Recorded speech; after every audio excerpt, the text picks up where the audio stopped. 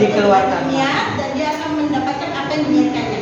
Kalau memang semua lantas lagi berniat ingin yang terbaik untuk sekolah ini, insya Allah kalau kita bersungguh itu usaha dan doa akan terkabul. Betul tidak? Iya. Luar biasa betul. Buat ibu-ibu komite gimana, ada tanggapan dan masukan tentang visi sekolah? Harusnya seperti apa sih? Atau yang ibu tahu tentang visi itu apa sih sebenarnya? Kalau dari kita, kalau dari segi orang tua, Harapannya mungkin. harapannya.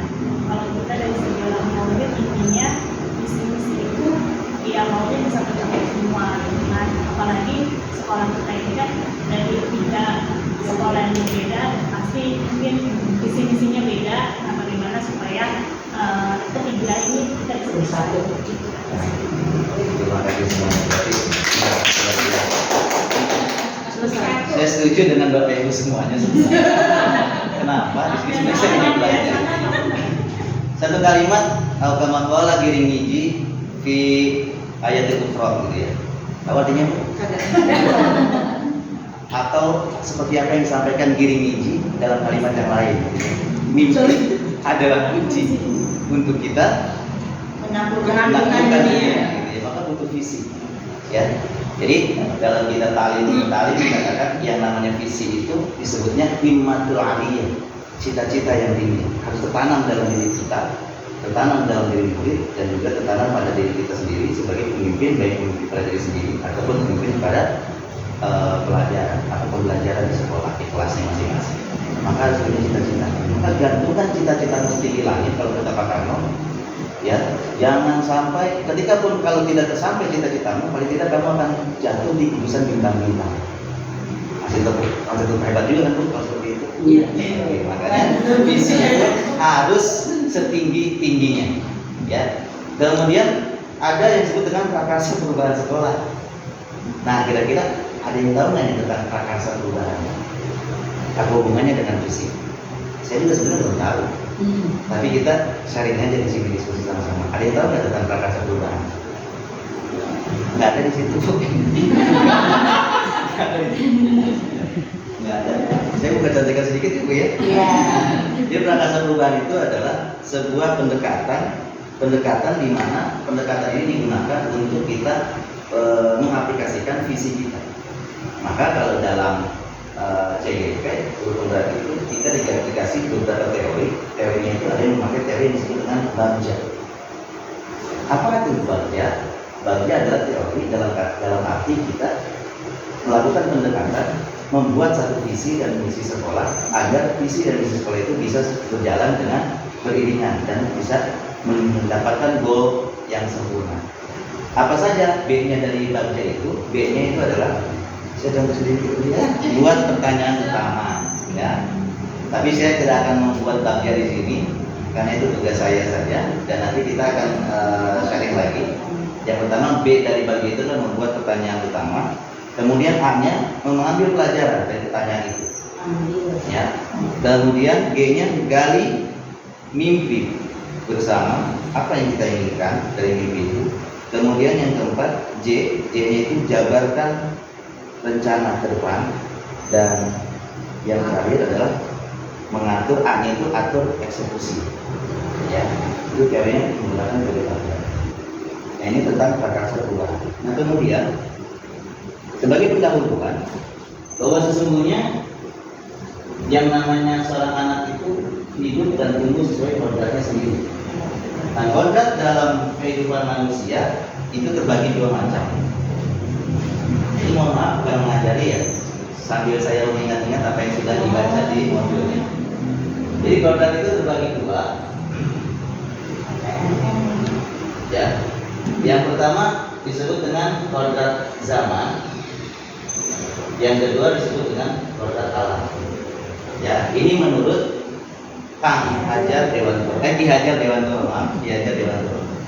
Kodrat terbagi dua, zaman dan alam. Nah, kita selaku guru harus memahami apa itu kodrat zaman dan kodrat alam. Saya pikir sudah paham semua itu ya. Bapak Ibu itu paham ya kayaknya zaman itu apa, alam itu kan apa gitu ya. Kira-kira yang terkait dengan zaman apa? Terkait dengan zaman Sebenarnya kita sudah praktekkan, cuma kita baru tahu namanya aja sih. Terkait dengan zaman, terkait dengan alam. Pada alam seorang anak apa?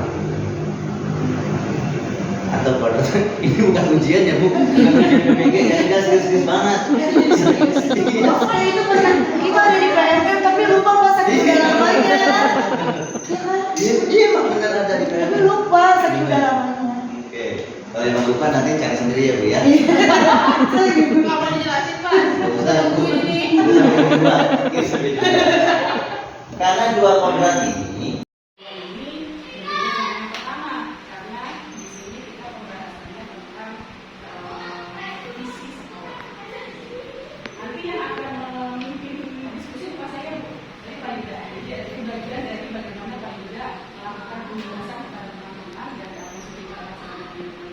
kewajiban. Kita mengutamakan senyum dan kewajiban.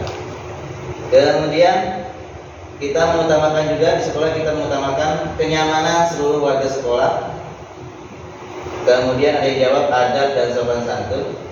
Kemudian ada yang jawab juga anak-anak yang memiliki kepribadian unggul dan cerdas. Dan terakhir pembelajaran yang berpihak pada murid. Wes, belum rumah lagi kayaknya. Yang tulisannya sama. Yang keempat, murid di sekolah kita sadar betul bahwa masing-masing memiliki karakter majemuk. Ya, saking majemuknya bahkan ada di kelas kita yang memang ada anak yang berkebutuhan khusus ya, Bapak Ibu ya. Yang kadang-kadang itu juga jadi PR sampai sekarang buat kita semua. Kita panggil orang tuanya dan orang tuanya juga tidak mengakui, malah menyerahkan lagi ke sekolah. Kadang-kadang kerjasama yang seperti ini yang kita bikin naik darah juga. Tapi untungnya bisa orangnya sabar. Makin sabarnya. Kemudian murid di sekolah kita sadar betul bahwa pendidikan itu sangat penting. Ada lagi mereka datang ke sekolah untuk menimba ilmu dengan cara yang menyenangkan. Jadi ditimba ya Bu ya? Iya. Kemudian, nah ini jawaban yang paling hebat. Murid di sekolah kita sadar betul bahwa guru lelah butuh healing. Kemudian ada yang jawab mereka ada di sekolah dan mereka berhak mendapat pendidikan dan pembelajaran yang layak. Ada juga pentingnya pendidikan untuk masa depan. Murid di sekolah kita sadar betul bahwa pentingnya pendidikan untuk masa depan. Dan terakhir ada yang menjawab pendidikan itu adalah penting. Yang kelima, kita warga di sekolah ini yakin untuk memberikan yang terbaik untuk sekolah. Jadi memang kalimatnya jangan tanyakan apa yang sekolah berikan kepada kita, tapi yang kita berikan untuk sekolah, itu yang paling penting. Memberikan yang terbaik untuk sekolah, kemudian untuk dapat mencapai tujuan pembelajaran sesuai visi sekolah. Yakin untuk maju terus, pantang mundur. Kayak partai PSI. Kemudian menjadikan sekolah ini sekolah yang terbaik. Kalau sudah terbaik, pasti semuanya ya Bu ya. Bukan cuma karakter, akademisnya, tapi semua terbaik. Kemudian warga sekolah ini yakin untuk setiap warga sekolah itu berbeda, baik tingkah laku, prestasi dan lain-lain. Oke. Kemudian bisa membawa anak-anak mencapai kebahagiaan dengan prestasi mereka masing-masing. Dan terakhir, saling kerjasama untuk menciptakan visi misi sekolah. Nah, ini pertanyaan terakhir.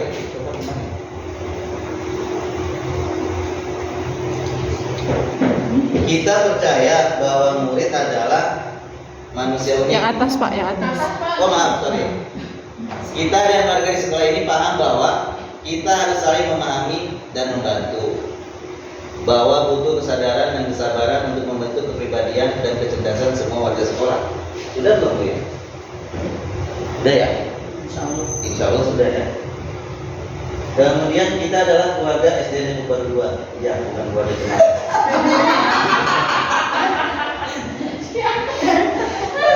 Saya tahu orangnya. Setiap anak berbeda dan tugas kita untuk mengoptimalkan setiap potensi yang mereka miliki. Ini luar biasa. Kemudian mencapai terwujudnya sekolah yang bersih. Bersih segala-galanya ini. Tapi alhamdulillah pas kita bersih ya Bu ya. Ya walaupun memang ubinya hitam, ya inilah sekolah kita. Dan ntar kan Pak Yuda Bergerak. nah, kan Pak Yuda bergerak. Ya, jadi Saya mengingatkan apa yang sudah dibaca di bukunya. Jadi kodrat itu terbagi dua. Ya. Yang pertama disebut dengan kodrat zaman. Yang kedua disebut dengan kodrat alam. Ya, ini menurut Kang Hajar Dewanto. Ki Hajar Dewanto, maaf, Ki Hajar Dewanto.